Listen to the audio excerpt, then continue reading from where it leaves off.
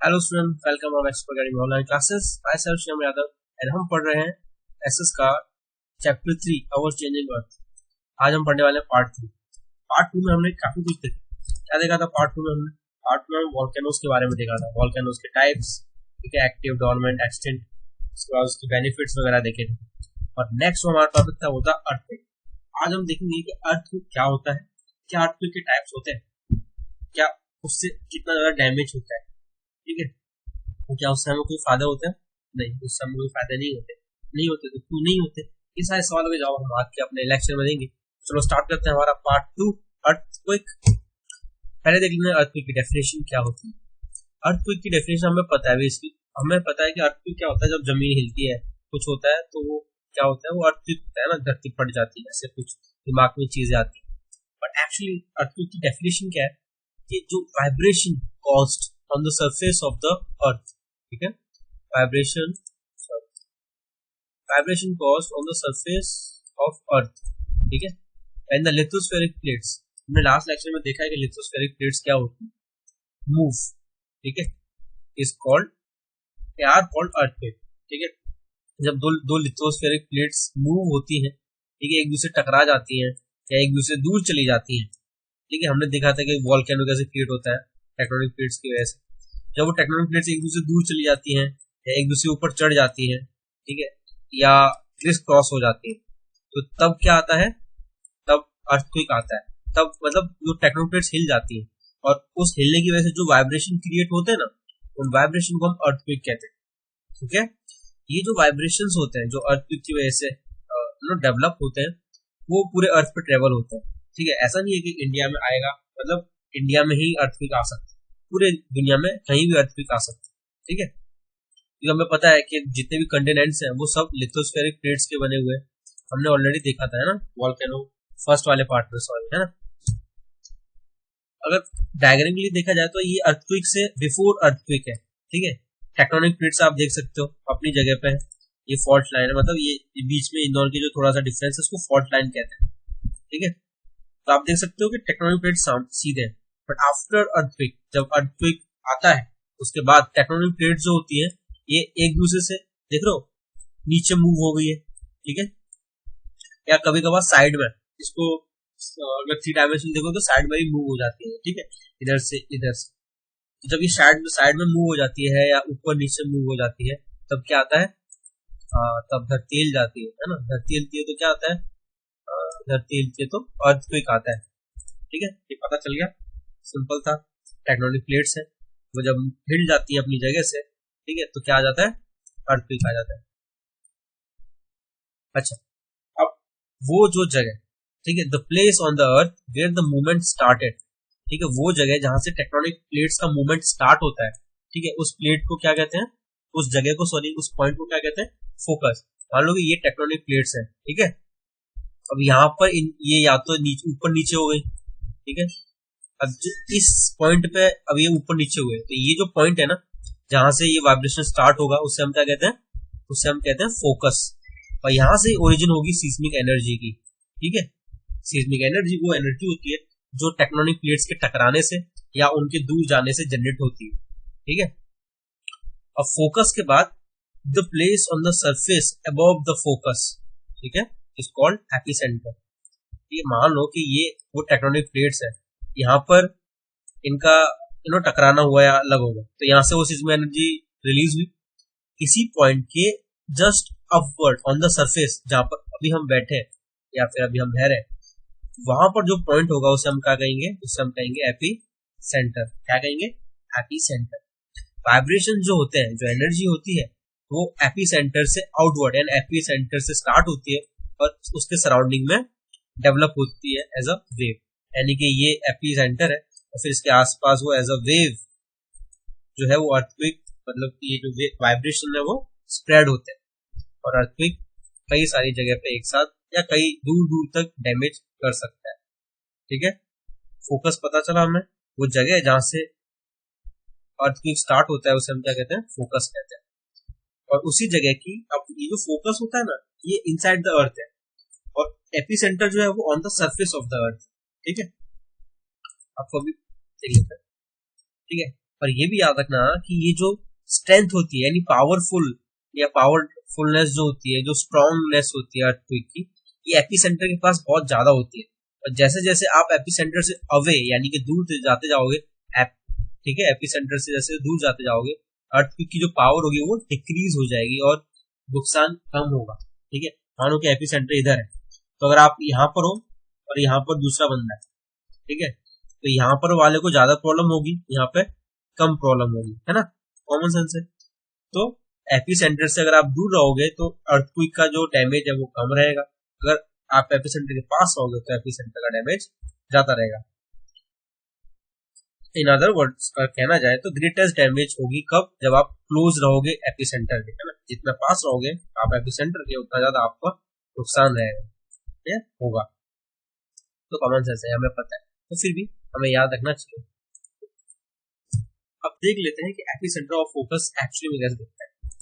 अब देखो, ये वो फॉल्ट लाइन है, ये टेक्टोनिक प्लेट्स है, ये मान लो ये टेक्टोनिक प्लेट्स है, तो यहाँ पर ये टेक्टोनिक प्लेट्स और ये टेक्टोनिक प्लेट्स टकराई, और ये वो जगह है, ये जहाँ पर जो स्टार बन रहा है ये वो जगह है, ये सरफेस है अर्थ का, ये अर्थ का सरफेस है, और ये अर्थ के इनसाइड यहाँ पे टेक्टोनिक प्लेट्स टकराई है, तो यहाँ से वो सीस्मिक एनर्जी रिलीज हो रही है, वाइब्रेशन रिलीज हो रहे हैं। तो इस पॉइंट को हम क्या कहेंगे, इस पॉइंट को हम फोकस कहेंगे, क्या कहेंगे, फोकस। अब इस फोकस पॉइंट की ही परपेंडिकुलर डिस्टेंस पे, perpendicular on the surface of the earth जो पॉइंट होगा उसे हम क्या कहेंगे, एपिसेंटर। क्या कहेंगे, एपिसेंटर। पता चला, इनसाइड द अर्थ फोकस, और वही पॉइंट के जो ऊपर on the surface of the earth उसको हम क्या कहेंगे, एपिसेंटर। ठीक है, पता चला, होप सो पता चला होगा, काफी इजी है, सिंपल है, समझने की कोशिश करो। ठीक है, ऑन इनसाइड द अर्थ जहां से अर्थक्वेक स्टार्ट हो रहा है वो फोकस है, और जैसे उसको on the surface of the earth उसके परपेंडिकुलर डायरेक्शन में जाओगे ऊपर की तरफ, तो जो उसके अर्थ के सरफेस पर जो पॉइंट होगा ना उसके परपेंडिकुलर में, उस पॉइंट को हम क्या कहेंगे, एपिसेंटर कहते हैं। ठीक है, थ्री डायमेंशनल में देखा जाए तो ये देखो, ये फोकस है, ठीक है, इनसाइड द अर्थ, यहाँ पे ये टेक्नोप्लेट्स और ये टेक्नोप्लेट्स टकरा रही है, तो यहाँ से वो एनर्जी स्टार्ट हुई, ये सीस्मिक वेव्स है, वाइब्रेशन है, ठीक है, सीस्मिक एनर्जी की वाइब्रेशन है। तो इस फोकस के जो अपवर्ड सबसे जो ऊपर पॉइंट होगा, ठीक है, सबसे ऊपर इसी के परपेंडिकुलर डायरेक्शन में जो पॉइंट होगा ये रहा on the surface of the earth, इसको हम क्या कहेंगे, एपिसेंटर, है ना, the point on the ground directly above focus. ठीक है, the point on the ground, ठीक है, the point on the ground directly above the focus is called epicentre. ठीक है, फॉल्ट क्या होता है, फॉल्ट लाइन हम बार बार पढ़ रहे हैं तो हमें पता है कि the weak point in the tectonic plate, ठीक है, जहां जो थोड़ा सा गैप होता है दो टेक्टोनिक प्लेट्स के बीच का, उसे हम क्या कहते हैं, उसे हम फॉल्ट कहते हैं। ठीक है, और focus from where the earthquake origin, जहां से अर्थक्वेक की ओरिजिन होती है उस पॉइंट को फोकस कहते हैं, और उस पॉइंट के ही perpendicular direction on the surface पे जो पॉइंट आता है उसे हम क्या कहते हैं, उसे क्या कहते हैं, एपिसेंटर। ठीक है, होप सो अब पूरा क्लियर हो गया होगा एपिसेंटर ऑफ फोकस क्या होता है। ठीक है, तो अब अलग डिफरेंट टाइप्स के अर्थक्वेक होते हैं, हाँ डिफरेंट टाइप के अर्थक्वेक होते हैं।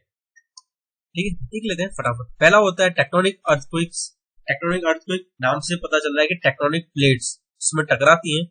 ठीक है, जब दो टेक्टोनिक प्लेट्स टकराती हैं या एक दूसरे से दूर हो जाती हैं, उससे जो अर्थक्वेक जनरेट होता है उन्हें टेक्टोनिक अर्थक्वेक कहा जाता है।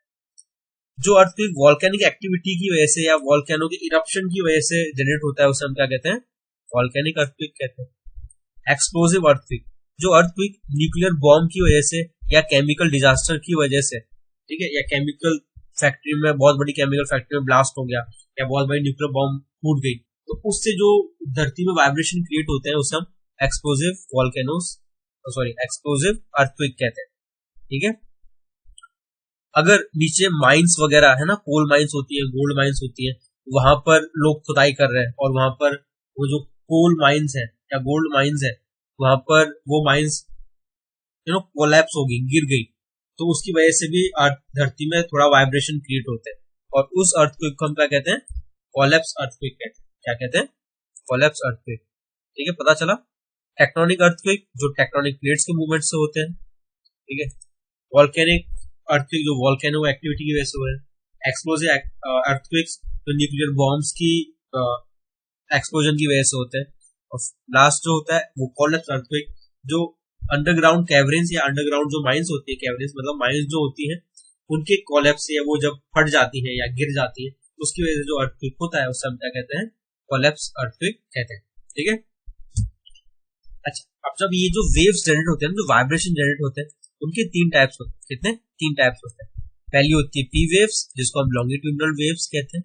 दूसरा होता है एस वेव्स, जो ट्रांसवर्स वेव्स कहते हैं। तीसरा होता है एल वेव्स, या जिसे हम सरफेस वेव्स भी कहते हैं। ठीक है, तो आपको इनका नाम याद रखना है। पी वेव्स यानी लॉन्गिट्यूडिनल वेव्स, एस वेव्स यानी ट्रांसवर्स वेव्स, एल वेव्स यानी सरफेस वेव। ठीक है, ये नाम याद रहेंगे, याद रखने पड़ेंगे हमें। ठीक है, सिंपल है। पी एस एल, पी यानी लॉन्गिट्यूडिनल। आगे देख लें, अगर आप देखो तो ये कुछ इस तरह का होता है। ये जो पी वेव्स होती है ना, आप देखोगे तो सीधे जाती है। ठीक है, पैरेलल टू द ग्राउंड जाती है। ये ग्राउंड है, ग्राउंड के पैरेलल जाती है।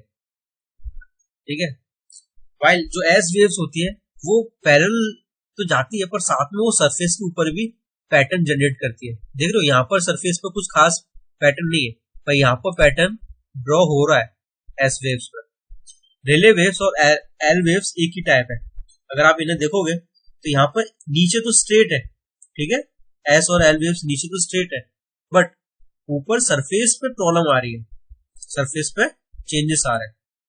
यानी पी वेव जो है वो दोनों तरफ स्ट्रेट रखती है, ना सरफेस पे कुछ चेंजेस लाने देती, मतलब पैटर्न फॉर्म होते हैं, ना inside the earth pattern form होते हैं। एस में इनसाइड द अर्थ भी फॉर्म होते हैं और आउट ऑन द सरफेस भी फॉर्म होते हैं।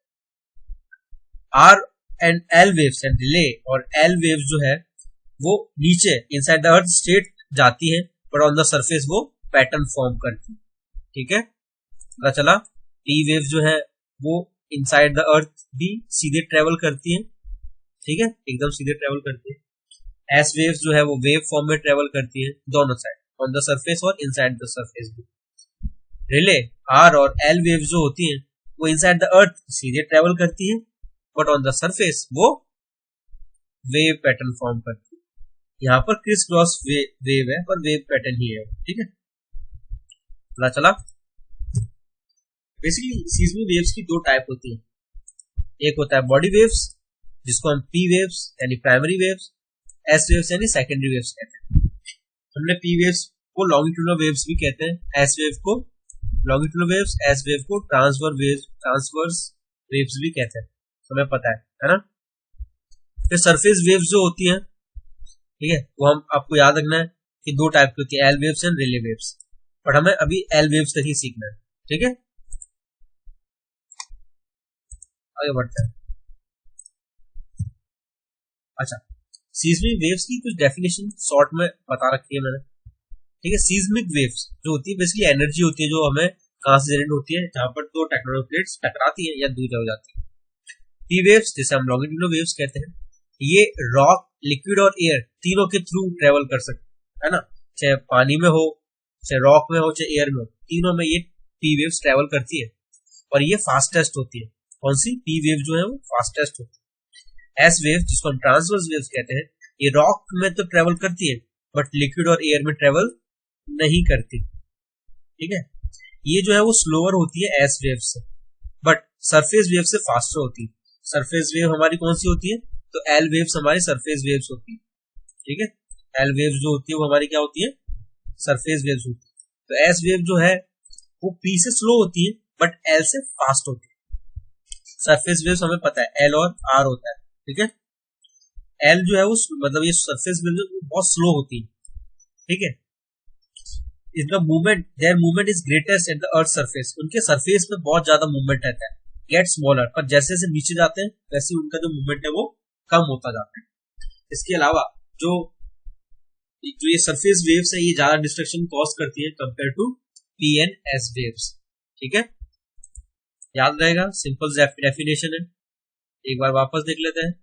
ठीक है, पी वेव्स लॉन्गिट्यूडिनल वेव कहते हैं, ये रॉक, लिक्विड और एयर तीनों के थ्रू ट्रेवल करती है, ये सबसे तेज होती है, फास्टेस्ट होती है। ठीक है, एस वेव्स ट्रांसवर्स वेव्स कहते हैं, ये रॉक के थ्रू ट्रेवल कर सकती है, बट लिक्विड और एयर में ट्रेवल नहीं करती। ये P से स्लो होती है बट L और R से फास्ट होती है। जो सरफेस यानी L और R वेव्स है वो सबसे स्लो होती है और जैसे जैसे हम नीचे जाते जाते हैं उनकी जो स्पीड है वो काफी कम होती जाती है और सरफेस पे ये काफी फास्ट रहते हैं। ठीक है, पता चला। अब इन वेव्स में कुछ पार्ट्स होते हैं, ठीक है, थोड़े इंपॉर्टेंट पार्ट्स हैं, आपको हमेशा काम आने वाले हैं। ठीक है, इवन साइंस में भी हम पढ़ते हैं। ये कुछ 4 टॉपिक्स है। पहला होता है पीरियड। पीरियड जो होता है वो टाइम होता है। आप देख सकते हो ये पूरी एक वेव बनी हुई है, ठीक है। तो ये जो पूरी साइकिल होती है ना, यहाँ से स्टार्ट हुई और यहाँ पर आके खत्म हुई, है ना। यहाँ से स्टार्ट हुई एक, यहाँ पर आके, ये जो है वो एक साइकिल है। तो यहाँ से यहाँ तक का जो टाइम लगता है ना, उसको हम क्या कहते हैं, पीरियड कहते हैं। क्या कहते हैं, पीरियड कहते हैं। ठीक है, one complete cycle between successive waves peak. ये वाली पीक से यहाँ तक का पीक जो बना वो कितने टाइम में बना, ठीक है, पता रहना चाहिए कि यहाँ ये जो पीक है, इसके बाद ये पीक कितने टाइम में बना, उस टाइम को क्या कहते हैं, पीरियड कहते हैं। और इस पीक से लेके इस पीक तक का जो डिस्टेंस होता है, उस डिस्टेंस को हम क्या कहते हैं, वेवलेंथ कहते हैं। क्या कहते हैं, दो पीक के the distance between two wave crest. जो अपर पार्ट होता है ना, इसको हम क्रेस्ट कहते हैं। क्या कहते हैं, क्रेस्ट। और ये लोअर पार्ट जो होता है इसको हम ट्रफ कहते हैं। ठीक है, TROUGH, TROUGH, ट्रफ कहते हैं और ऊपर वाले को क्रेस्ट कहते हैं, CREST। ठीक है, तो दो क्रेस्ट के बीच का जो डिफरेंस होता है उसे हम क्या कहते हैं, वेवलेंथ कहते हैं। ठीक है, पता चला। ये ऊपर वाले को क्रेस्ट, नीचे वाले को ट्रफ कहते हैं और दो क्रेस्ट के बीच का डिफरेंस को क्या कहते हैं, वेवलेंथ कहते हैं। ठीक है, पीक बेसिकली पता चला। वेवलेंथ किसे कहते हैं, ठीक है, दो क्रेस्ट के बीच के डिफरेंस को हम वेवलेंथ कहते हैं। अच्छा, यहां से यहां तक के डिस्टेंस को क्या कहते हैं, एम्पलीट्यूड। ठीक है, amount of positive and negative wave motion. ठीक है, यहां से यहां तक के बीच को या यहां से यहां तक के बीच का डिस्टेंस को हम क्या कहेंगे, एम्पलीट्यूड कहेंगे। ठीक है, पॉजिटिव क्यों, क्योंकि यहाँ पर जीरो होता है, यहाँ से ऊपर जाओ तो पॉजिटिव, यहाँ से नीचे जाओ तो नेगेटिव रहता है। फ्रीक्वेंसी मतलब नंबर ऑफ पीक्स पर सेकंड, यानी एक सेकंड में कितने पीक्स बन रहे हैं। ये जो पीक है ना, पीक कितने, एक सेकंड में कितने पीक बनते हैं उसे हम क्या कहते हैं, फ्रीक्वेंसी। मान लो अगर एक सेकंड में 10 पीक बन रहे हैं ऐसे, तो फ्रीक्वेंसी क्या हो गई, 10। अगर 20 पीक्स बन रहे हैं तो फ्रीक्वेंसी क्या हो गई, 20। ठीक है, पता चला, पता चल रहा है ना, गुड। एक बार वापस सिंपल से बता देते हैं आपको। पीरियड, दो पीक से बनने का टाइम, कितने टाइम में ये दो पीक बनती है उसे हम पीरियड कहते हैं। दो क्रेस्ट के बीच के डिफरेंस को हम वेवलेंथ कहते हैं। यहां से लेके यहां तक के डिस्टेंस को हम एम्पलीट्यूड कहते हैं। ठीक, और एक सेकंड में कितनी ऐसी वेव्स बनती है उसे हम क्या कहते हैं, फ्रीक्वेंसी कहते हैं। ठीक है, गुड। अच्छा, तो अब यार कोई मेजर नहीं कर सकता अर्थक्वेक कि कितना डेंजरस है, तो बिल्कुल। What are the instrument used to measure earthquake, है ना। तो अर्थक्वेक को मेजर करने के लिए एक इंस्ट्रूमेंट यूज होता है जिसे हम कहते हैं सिस्मोग्राफ। क्या कहते हैं, सिस्मोग्राफ। इसको मैग्नीट्यूड को रिकॉर्ड करने में, यानी कि कितना बड़ा या कितना डेंजरस अर्थक्वेक है, ये मेजर करते हैं जिससे, सिस्मोग्राफ से। सिस्मोग्राफ के अंदर एक स्केल होता है जिसे हम रेक्टर स्केल कहते हैं। क्या कहते हैं, रेक्टर स्केल, जिससे हमें पता चलता है कि कितना डेंजरस था। इसमें 0 to 9 नंबर होते हैं। ठीक है, 0 to 9 नंबर होते हैं और इसको हम रेक्टर स्केल कहते हैं। ठीक है, आप देख सकते हो ये अंकल यहाँ पे कुछ तो कर रहा है, ये क्या है, ये रेक्टर स्केल है। ठीक है, ये सिस्मोग्राफ ऐसा दिखता है, और इसके अंदर ये सिस्मोग्राफ जब रीडिंग लेता है तो इस तरह से रीडिंग आती है। ठीक है, तो आपको पता होना चाहिए कि हम अर्थक्वेक को किससे मेजर करते हैं, सिस्मोग्राफ से। सिस्मोग्राफ के अंदर कौन सा स्केल होता है, तो रेक्टर स्केल होता है। उसके अंदर कितने तक नंबर होते हैं, तो 0 to 9। ओके, तो ये हमने आज पढ़ा, कुछ डेफिनेशंस हैं। ठीक है, अर्थक्वेक सिंपल वाइब्रेशंस होते हैं, सिस्मिक वेव्स जो एनर्जी प्रोड्यूस होती है, फोकस, ठीक है, वो इनिशियल पॉइंट जहां से अर्थक्वेक ओरिजिन होता है, एपिसेंटर जो फोकस के ऊपर जो पॉइंट होता है सरफेस पे, उसे हम क्या कहते हैं, एपिसेंटर कहते हैं।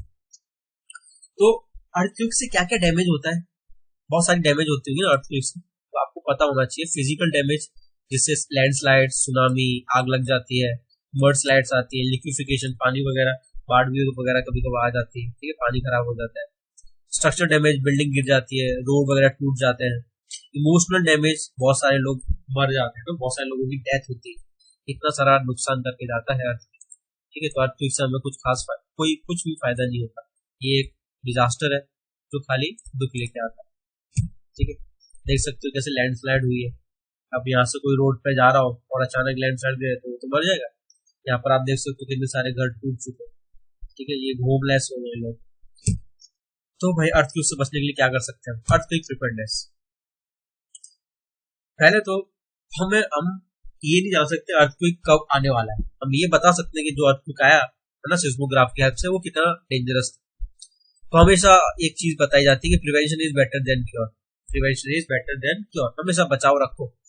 ठीक है, कुछ चीजें सम कॉमन प्रेडिक्शन लोग कर सकते हैं। अगर आसपास कोई देखे, एनिमल बिहेवियर को देखे, कहा जाता है कि एनिमल्स जो है वो अर्थक्वेक की वाइब्रेशन को हमसे ह्यूमन से जल्दी महसूस कर सकते हैं। ठीक है, लाइक जो फिश है अगर वो पॉन्ड में है, ठीक है, अगर आपके पास एक्वेरियम है या पॉन्ड में है, ठीक है, तो अगर वो वहां पे प्रॉब्लम कर रही है, कुछ बहुत ज्यादा फास्ट मूवमेंट करने लगे, तो समझ जाना कि फिश अर्थक्वेक जैसी कोई चीज आ सकती है। ठीक है, अगर स्नेक जो है वो सरफेस पे आ रहे हैं, ठीक है, तो समझ सकते हो कि अर्थक्वेक आ रहा होगा। ठीक है, इसके अलावा बिल्ली, कुत्ते, एलिफेंट्स, कैट, डॉग्स, एलिफेंट्स, ये सब भी माने जाते हैं कि इन सबको काफी जल्दी पता चल जाता है कि अर्थक्वेक आने वाला है। ऐसा उनकी वाइब्रेशंस वो महसूस कर लेते हैं। ठीक है, पर हम इंसान नहीं कर सकते, तो हम रिकमेंड करते हैं कि लोगों को अवेयरनेस क्रिएट करें, लोगों को बताएं, अपने फैमिली को, फैमिली मेंबर्स को बताओ कि ठीक है, अगर डिजास्टर आता है तो हमें क्या करना चाहिए और क्या नहीं करना चाहिए, डू एंड डोंट्स क्या है।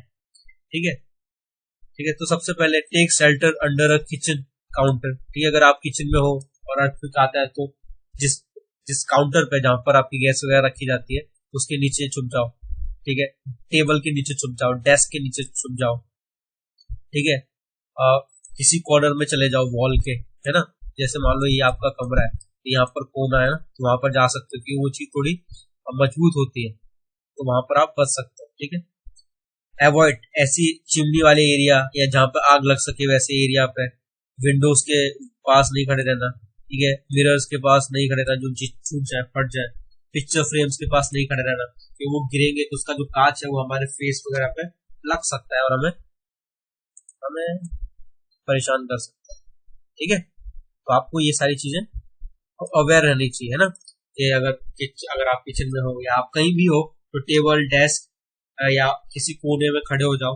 ठीक है, कभी ट्री के नीचे, पोल के नीचे, चिमनीज के नीचे या मिरर के आसपास कभी खड़े नहीं होना, है ना, प्रॉब्लमेटिक चीज। सिंपल है, आप ये देख सकते हो, ड्रॉप, जैसे अर्थक्वेक है नीचे जाओ, ड्रॉप, नीचे झुक जाओ, अपने आप को कवर करो और वहां पे रुको, होल्ड ऑन। ठीक है, पैनिक नहीं होना, घबरा नहीं जाना। ठीक है, ये सिंपल चीजें बताई जाती है अर्थक्वेक की प्रिपेयर्डनेस। ठीक है, protect your head and neck. ठीक है, अपने हेड और नेक को पकड़ के आप देख सकते हो, ये जो भी है उन्होंने हेड और नेक को कवर कर रखा है और वहीं पे उसी जगह पे अपने आप को जहां पे आप कवर हो वहां पर रह रहा है। ठीक है, पैनिक नहीं होना, भागना नहीं है। अगर आप भागोगे तो हो सकता है कि आसपास जब जहां पर भी आप बिल्डिंग वगैरह गिर जाए तो परेशानी हो सकती है। ठीक है, दैट्स इट। ये था हमारा आज का टॉपिक अर्थक्वेक, जहां पर हमने उसके टाइप्स देखे, बचाव देखे, प्रिपेयर्डनेस हमने देखा क्या प्रॉब्लम कर सकता है, डेफिनेशंस, अलग अलग डिफरेंट टाइप्स ऑफ वेव्स। ठीक है, होप सो आपको पता चला होगा। और ये है आज का आपका होमवर्क। तो 4 क्वेश्चन है, एकदम सिंपल है, अगर पता चला होगा तो बिल्कुल आ जाएगा। ठीक है, इसके आगे हम काफी दूसरी चीजें देखने वाले हैं। ठीक है, अब देखेंगे कि एंडोजेनिक फोर्सेस की वजह से क्या प्रॉब्लम आती है। ठीक है, एक्सोजेनिक फोर्सेस की वजह से क्या चेंजेस आते हैं हमारे चैप्टर में। Till then keep studying, keep smiling. Thank you.